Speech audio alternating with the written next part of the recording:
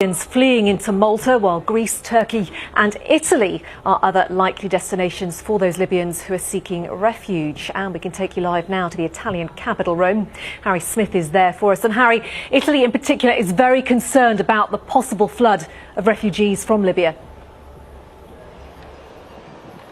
Of course, Italy has seen this before. It had a similar problem when there was a crisis in Tunisia, and they're already trying to prepare the ground for the possibility of Colonel Gaddafi falling. They do say if he falls, this is what might happen rather than when he falls. That's the uncertainty that exists in this part of the world. But as I speak, just across the city here, there is a meeting taking place with interior ministers, not just from Italy, but from other greatly concerned countries. We have France, Spain, Malta, Cyprus and Greece. They're all gathered here to try and work out some sort of coordinated approach to what they should do if and when Colonel Gaddafi falls. They're anticipating something like 200,000, 300,000 Libyans who might want to leave. They won't, of course, all come to Italy, and that's why they want a coordinated approach. You can get some idea of how seriously they are taking it if you listen to the sort of language that the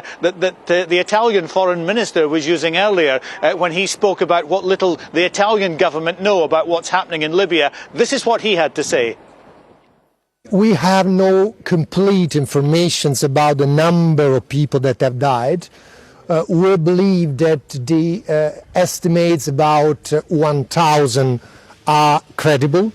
We will have more information maybe from the international journalists that came in the area of Cyrenaic, in Benghazi area in Tobruk. But as far as I know, from our embassy, the province of East Cyrenaic is lost to the control of the government of Tripoli, while in the other areas there are, I would say, riots, there are people shooting. It's a difficult situation, and unfortunately what we want is that the government ceases immediately violences.